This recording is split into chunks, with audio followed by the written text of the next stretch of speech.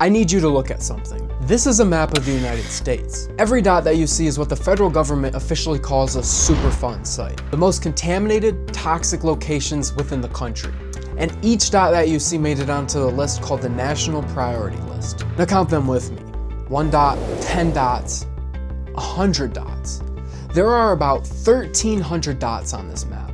And that number alone might terrify you. But here's the thing, this map is a lie by omission. Because these 1,300 sites, they're just the ones so catastrophically poisoned, so undeniably dangerous, that the government had no choice but to acknowledge them. The worst of the worst, so to say. But the EPA has a second list, a list that they don't advertise. It's called the SEMS inventory, the Superfund Enterprise Management System. And it tracks every location in America that has been flagged for hazardous investigations. Every place that they found contamination, every single site that they tested, and every piece of poisoned ground. That list has 40,367 locations on it. 40,367. Think about that. For every official Superfund site that you see on this map, there are about 30 more contaminated locations that didn't make the list. Places the government investigated, found hazardous materials, and then decided they weren't quite bad enough to warrant the top tier designation. If you live in America, there's one of these contamination sites within 10 miles of you.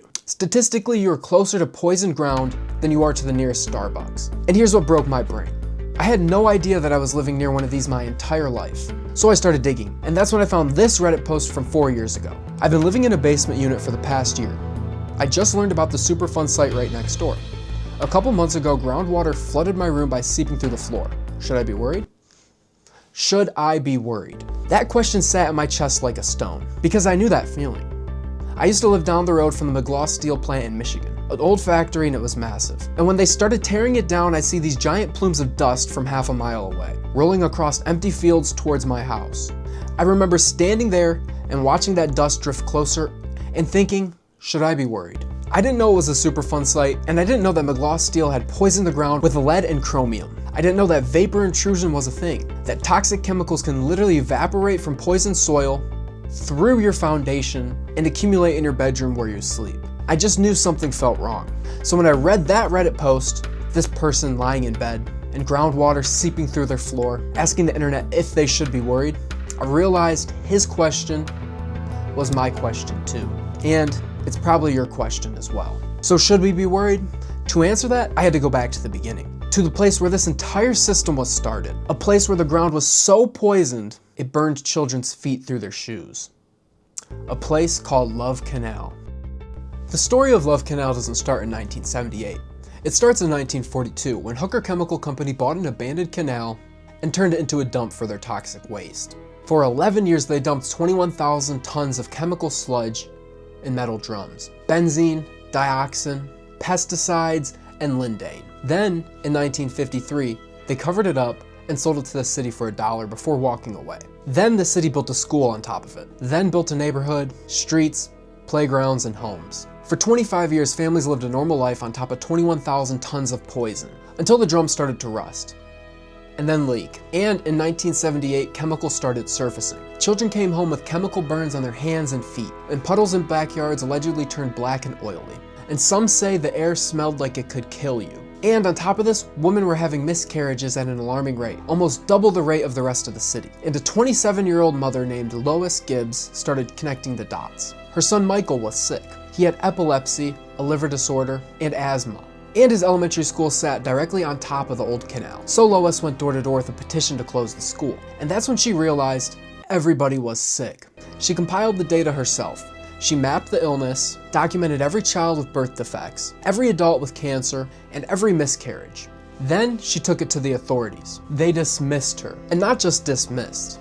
They called her data useless housewife data. And they told her she was being hysterical, that she didn't understand science, and that correlation wasn't causation. So Lois Gibbs stopped asking for permission. She and her neighbors, those hysterical housewives, formed the Love Canal Homeowners Association. They organized protests. They invited the press. They learned chemistry and epidemiology on the fly, because the experts refused to take them seriously. And when the EPA sent officials to the Love Canal, presumably to downplay the crisis, Lois and her neighbors held them hostage in the Homeowners Association office for nearly 5 hours until the FBI intervened. It worked. In August of 1978, President Carter declared a federal emergency and evacuated 239 families from the Love Canal. 2 years later, he evacuated 700 more. In 1980, Congress passed the CERCLA, the Comprehensive Environmental Response, Compensation, and Liability Act. And you know that as the Superfund. The law was revolutionary and established a simple principle: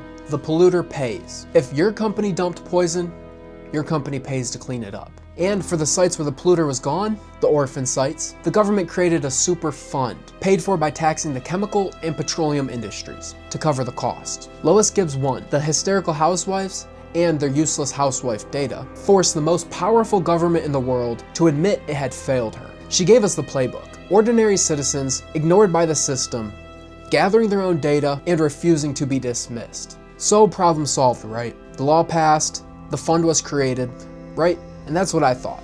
But then I found something that made my stomach drop. I started looking into the map differently. Those 40,000 contaminated sites, they're not random. They're not evenly distributed across America. There's a dark pattern. So I pulled research of the data, the census demographics, income levels, racial composition. The pattern is undeniable. Study after study shows that Superfund sites are disproportionately located in low-income, Black, and minority communities. And one landmark study from 1987, the United Church of Christ report, found that race and not income was the single biggest indicator of where waste would end up. 3 out of 5 Black and Hispanic Americans live near a toxic waste site, and 37 years later, nothing has changed. They allegedly call these places sacrifice zones, communities deemed as an acceptable loss in the pursuit of industrial progress. And in these zones, the Lois Gibbs playbook isn't just history.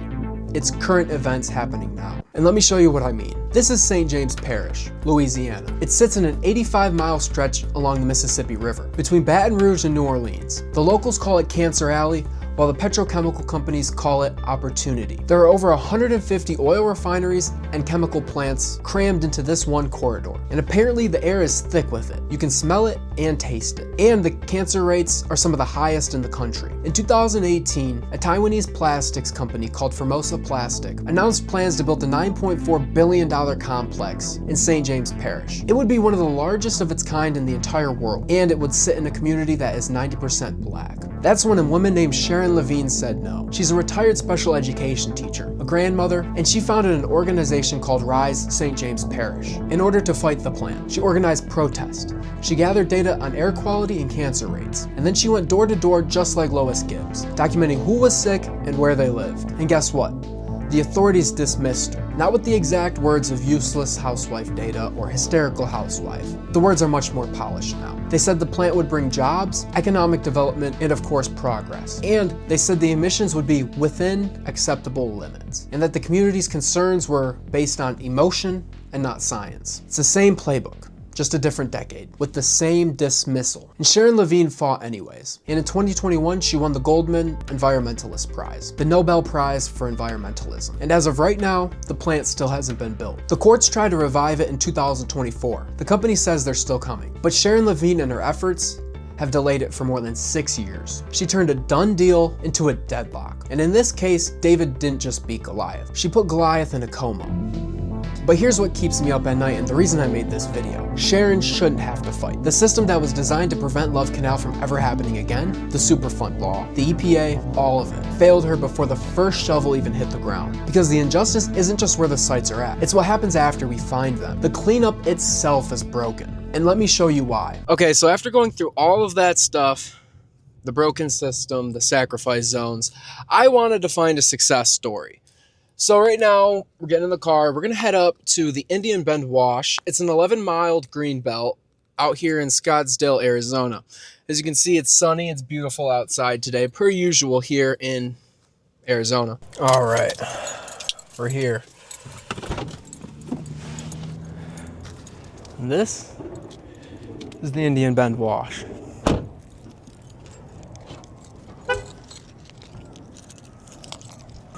As you can see, there's people riding bikes, there's families out here. It's a beautiful park. In the 1980s, this entire area was a Superfund site. Electronic manufacturers like Motorola and Siemens dumped poisonous chemicals into the aquifer. These chemicals, PCE and TCE, are known carcinogens. Over 20 years, the EPA cleaned up this site, pumping over 145 billion gallons of water and treating it. This project by the EPA is considered one of the most successful projects. As you can see though, this place admittedly is beautiful. So I found this place and I thought to myself, so this is it. This is what success looks like, right? Beautiful park. We got birds, there's ducks in the water. It's gorgeous out here. But there's a catch. In the late 2010s, I believe it was 2019, they did another investigation. And unfortunately, they are finding PFAS, or forever chemicals, within the water. PFAS, per and polyfluoroalkyl substances, or forever chemicals. They don't break down, they don't go away, and they accumulate in your blood, liver, and kidneys. They're linked to cancer, thyroid disease, immune disorders, and developmental problems in children. And as of 2024, the site is officially in remedial investigation phase, which means the cleanup wasn't a success. And I'm sure you're wondering what happened. PFAS weren't on anyone's radar in the 1980s. They weren't part of the cleanup because we didn't know to look for them. They were in firefighting foam used at airports and military bases. And while the EPA was treating for TCE and PCE, the PFAS were silently accumulating. The EPA didn't add PFAS to the contaminant list until 2016, and we didn't start testing it at Superfund sites until later. And what we're finding is that the places we thought we'd fixed are contaminated all over again. And now the reason why we're here and talking about PFAS in this site. Not because Indian Bend Wash is an outlier and a special site, something different than the rest, but because it is similar. And here's the worst part. The cleanup methods that worked for TCE and PCE, the pump and treat soil excavation method, they just don't work for PFAS. These chemicals bond differently, spread differently, and we're still figuring out how to clean them up entirely. There's an alleged of upwards of 57,000 contaminated sites for PFAS here in America. PFAS were used at every military base in the country, every airport, and every place we thought we were being safe. Indian Bend Wash isn't just an outlier. It's a preview of what's coming. So we're back to that Reddit post. I've been living in a basement unit for the past year. I just learned about the Superfund site right next door. And a couple months ago, groundwater flooded my room by seeping through the floor. Should I be worried? 4 years ago, this person asked the internet if they should be worried. And truthfully, I don't know if they ever got the real answer they were looking for. I don't know if they moved, and I don't know if they're still lying in that basement, seeing that groundwater seep through the floor and wondering if it's killing them. But I think I know the answer now. Remember how I told you I used to live near the McLaw steel plant in Michigan? Half a mile away, point to point. And when they tore it down, I'd see those plumes of dust rolling across the empty fields towards my neighborhood. I remember sitting outside, watching it drift closer, and having this feeling I couldn't name. Just something wrong. The should I be worried feeling. And back then I didn't look it up. I didn't check if it was a Superfund site. I just lived there. Like that Reddit user, like millions of people living within 10 miles of one of those 40,000 dots. And here's the hard truth. Yes, the threat is real. Living near a Superfund site is statistically linked to lower life expectancy, to higher rates of cancer, to developmental problems in children, and vapor intrusion, the thing I didn't even know existed, which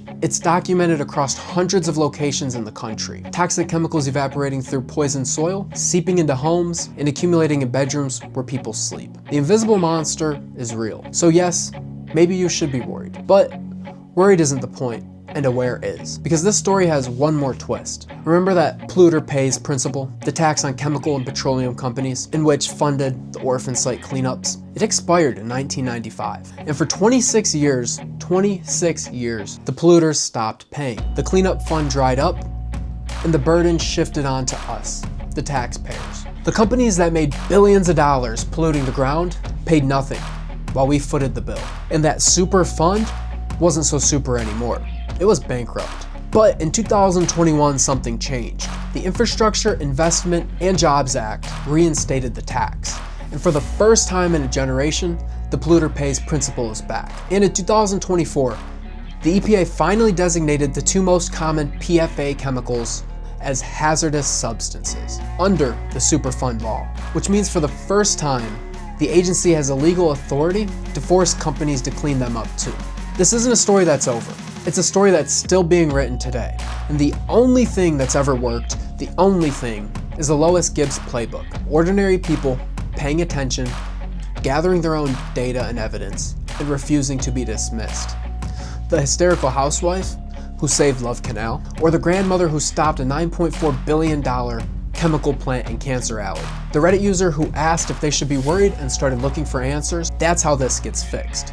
Not by trusting the system, but by forcing the system to work. So should you be worried? Maybe. But more importantly, should you be aware? And I would say absolutely. Find your dot on this map. There's likely one within 10 miles of you right now. Go to the EPA's website, look up the site, read the reports, find out what's in the ground and what's in the air and what the current cleanup status is. Because the person who saves their community, the next Lois Gibbs, the next Sharon Lavigne, might be the person watching this right now. It might be you. And if you're lying in a basement right now, seeing groundwater seep through your floor, asking that question, should you be worried? Yes. Yes. But don't just worry, do something.